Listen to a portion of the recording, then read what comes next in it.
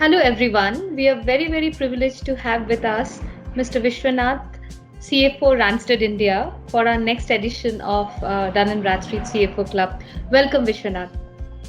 Hi, Naina. Thank you so much. It's my pleasure to be part of this Dun& Bradstreet program. Thank you. Vishwanath, first thing I will start with, you have worked in Africa, in India. So, give us a little bit, sense of your experience, a little flavor of, how the two country differs and, what are the things that you like and how was it? Yeah, I've worked quite briefly in Africa, but I must tell you, I really loved it.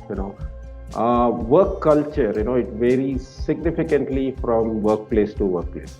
In a way, I think the social economic aspects in the region have a very deep influence on the work culture. I see a lot of similarities between India and Africa. Both have picked up significant influence from the West. India and Africa are the fastest growing economies today. Young population, rising middle class. So in recent years, India has made advancements in the field of technology, that's IT, R&D, education, and healthcare, as you would know. Africa is still catching up. You see a lot of Indian leaders heading large corporations today. So I would say, from a leadership standpoint, I think India has the edge. One thing that I see there, not so much in India, is with respect to the importance of time. People treat work as work and nothing more than that. They come out on time, leave on time, and get back to their personal life. I guess that's something which we are learning, getting better at, but we can do more. Other notable difference I would say is about the hierarchy. In India, you still follow that hierarchy with all our hearts.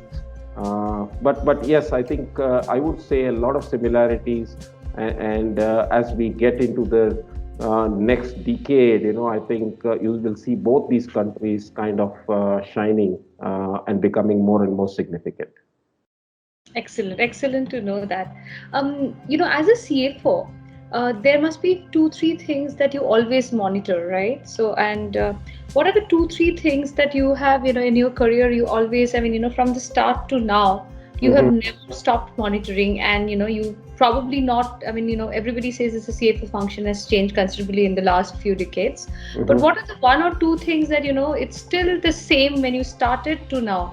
If you could just tell our viewers. Well, I would say, Naina, as a CFO, you need to adapt, and as you grow in the ladder, you kind of look at different things.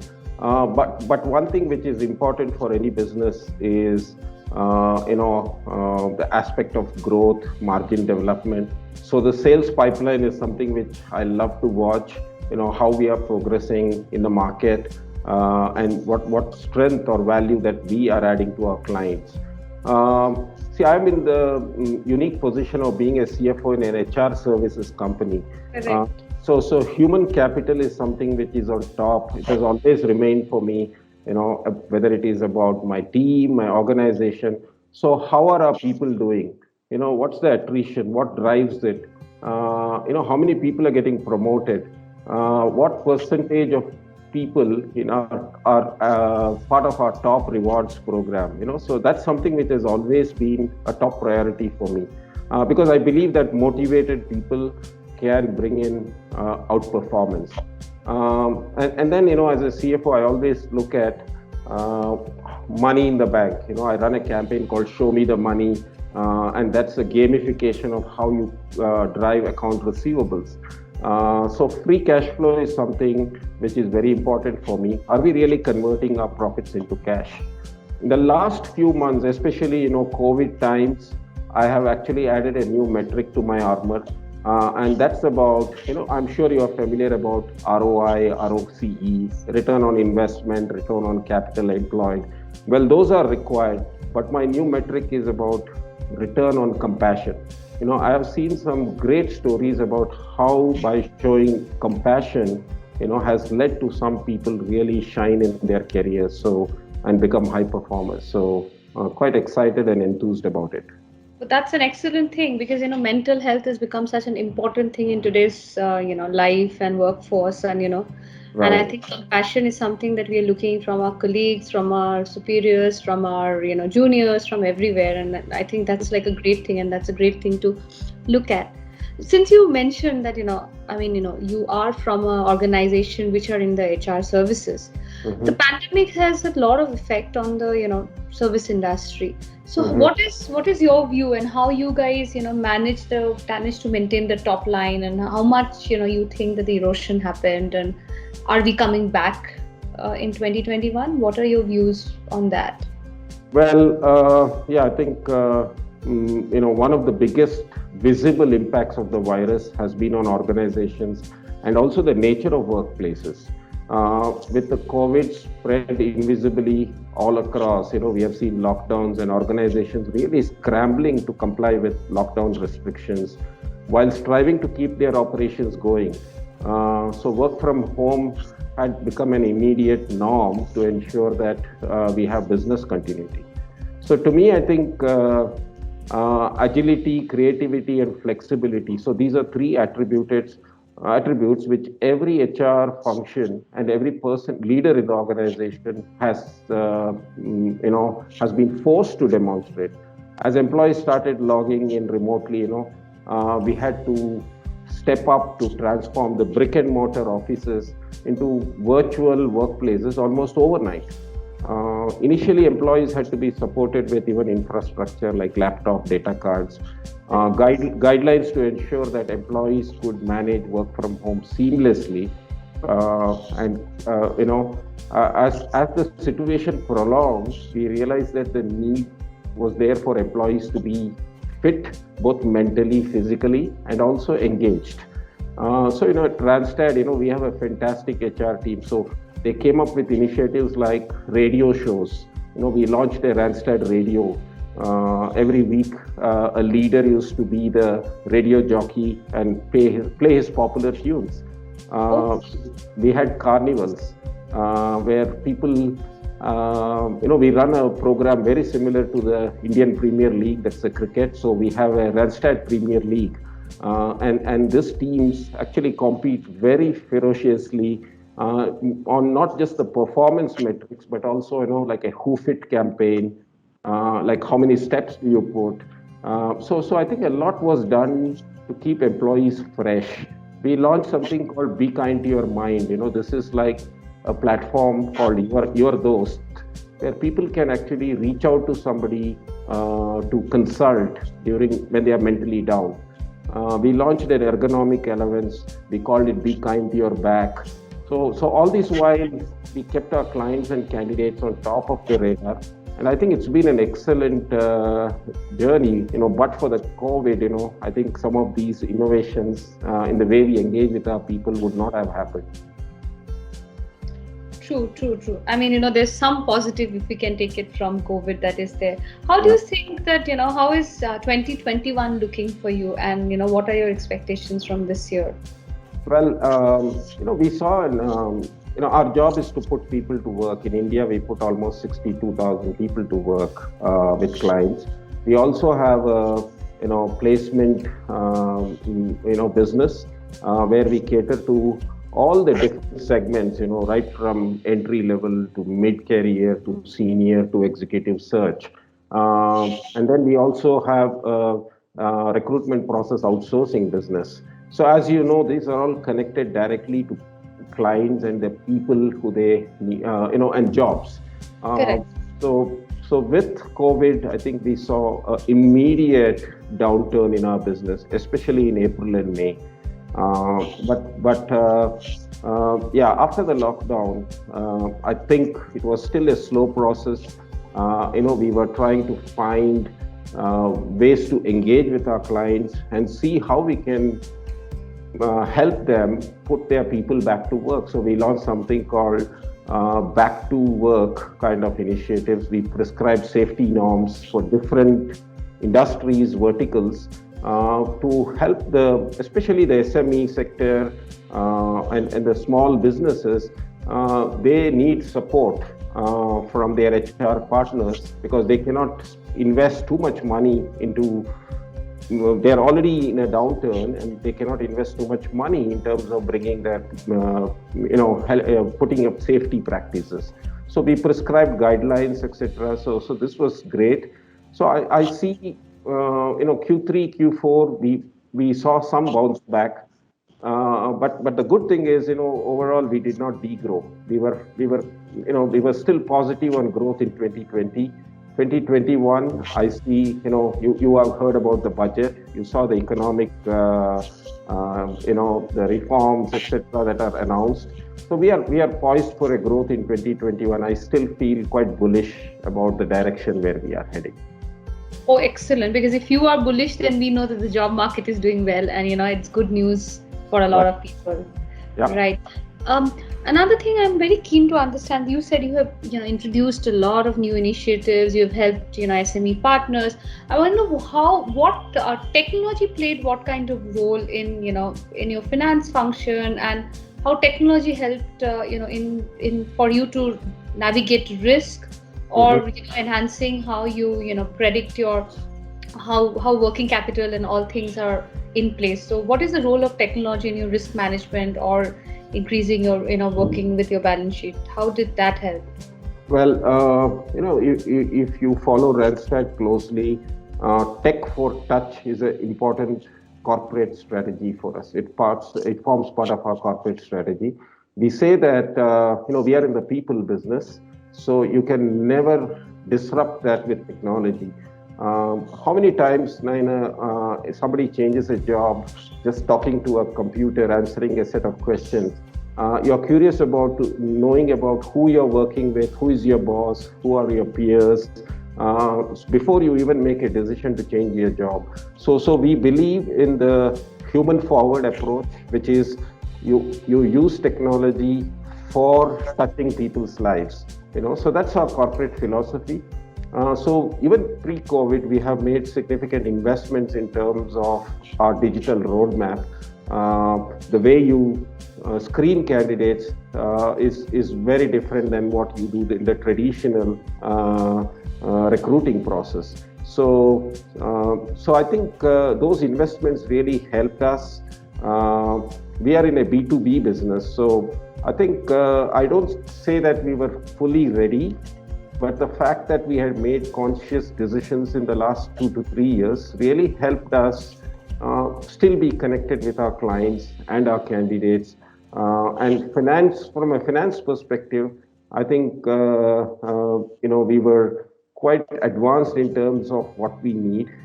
It's not easy to process salaries for 60,000 people and pay them on time, especially everybody working from home. Our shared service, it was amazing the way they showed resilience and commitment. Within a matter of 48 hours, and mind you, the peak COVID or the lockdown happened during the end of March.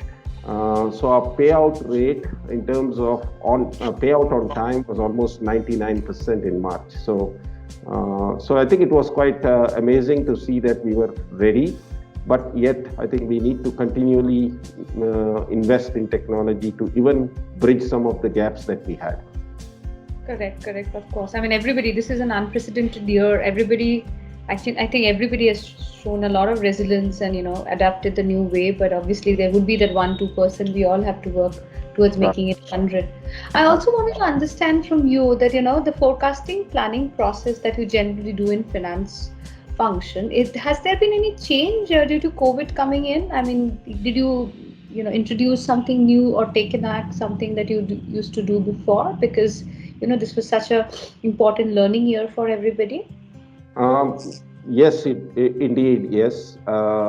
So yeah, I think it was a real test for our forecasting process. So I think the way we approach this is build a sunny scenario, where and Naina, if you remember when we locked down and went, started work from home, we thought it was a matter of a week, 2 weeks, 3 weeks. Maybe we would resume. We never thought that it would be 7 to 8 months, right? So I think we always come with something called as a sunny scenario, which is no doom and gloom, things are going the way it is. And then we come with a rainy scenario, where things can be an extreme. So where maybe your revenue drops by 15-20%. So I think that helps us to manage our business on actuals.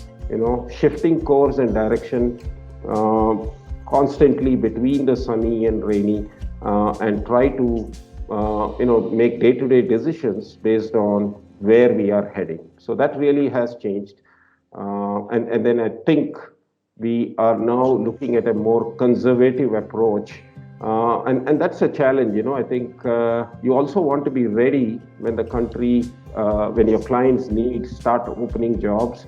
You want to be able to kind of position yourself to be able to service them. So I think it's about improving the way we steer the business, looking at it on a daily basis, and make decisions quickly. So, if I ask you that, what are the 2-3 qualities that you think a finance professional should have that, makes, makes you the best in the profession? Well, I mean, the best in the profession, I think, first is about leadership, right? And leadership is, I think nowadays you have all those, strategic elements that you bring as a leader, pace setting, but I think that what is recently changing is you need to be transformational, and when I call it as what I call transformational is something where you're pushing yourself out of the comfort zone, really looking at the day after tomorrow, not just today and tomorrow, but what do we need the day after tomorrow, and really bringing in an experimentation culture. Because if you want to do something transformational, you're sure you're going to fail, right? So it's about starting small, never failing to fail, and build a model where you can scale fast. Second is on the operational side, I think it's about a strong understanding of the company's business model and the industry, and also being able to draw independent perspectives and constructively challenge the teams. I often call myself as being inspirationally irritating, right? So you have to be inspirational. At the same time, you have to also be irritating, right? I used to have a signboard in my office with no written in 23 different languages, and that was because every time somebody comes to me, that reminds me that, how can I not say no? How can I make it an yes? So I've been kind of, that's been helping me. Obviously, you need to be focused on controls. Things are changing. In our business, data protection, privacy is becoming a big agenda item. So we need to build the right level of controls, and especially working from home in a shared service environment, we need more internal controls. The last thing I would say is about strategy. I think you cannot be reactive on a strategy. The CFO has to play a role in prioritizing and ensuring that the strategy is understood and it is also funded. So I think these are some of the things which I think are very important. I will pick up one thing that you said here is about data privacy and data. So you are with so many people, so there's a huge amount of discussion going on data privacy. How do you manage that? What are the tools and what are the controls that you generally do to ensure that data privacy is protected? Well, Randstad is it's a Dutch company, so we were very quickly into GDPR readiness, ensuring that we were GDPR ready. So we came up with something called as a Secure 2020 program, and really carved out the different elements of data privacy. So we kind of began work almost in 2019 Q4, and we resourced the team and really looked at people to be trained, equipped, and also look at our entire IT systems, the way we conduct our business, So basically, there has been a lot of investment in training and reskilling our staff in those areas. There is a lot more to be done, as it is evolving. But I think, quite satisfied with what we have achieved so far. And looking at the plan, I think seems to be really concrete in terms of getting us ready. Sure. Since we are in the data discussion, I also wanted to be, I'm intrigued to know that, how is your data analytics works? Because, there must be like, you match a role with a person and the skill. So Right. what kind of data analytics process that you follow, and how important is data analytics for you in your business? Well, yeah, I think our job is to be the in terms of service delivery and excellence, being able to provide a right match to a client, and towards that, the way we do recruitment has changed. So we use now a lot of social media platforms in order to engage with our candidates. So we build our own talent pool. We have, as a business, specialized in certain verticals, and I often tell my team, usually, if let's say you want to eat pani puri, you know that, okay, there is a shop in Commercial Street, they make excellent pani puri, and you don't mind traveling that 20 kilometers to go and eat there. So it's like that, so we want to create a niche. We want to be an expert in areas which we think we are good at, and be able to kind of provide a perfect match to our clients. So towards that, we have AI, machine learning, and we build a lot of algorithms there, where we can get those 2 or 3 CVs which are a perfect match, and it saves a lot of time for clients. So I think that's been a good story. Obviously, in recruitment, we also use platforms such as Montage, where you can do video interviews. So think about a client hiring 100 candidates, right? They're going to spend hours and hours screening people. So with video interviewing, you can actually reduce that screening level to maybe a matter of few hours. So I think it's revolutionizing the whole space of recruitment, and it's quite exciting. A lot more coming. Thank you so much, and it's been a real pleasure talking to you, and thank you for joining us. I'm sure your discussion brings a lot of positivity to all of us, that the recruitment market is looking good, and I hope that all of us have a great 2021. Thank you so very much. Thank you very much, Naina. It's been a pleasure talking to you as well. Thank you.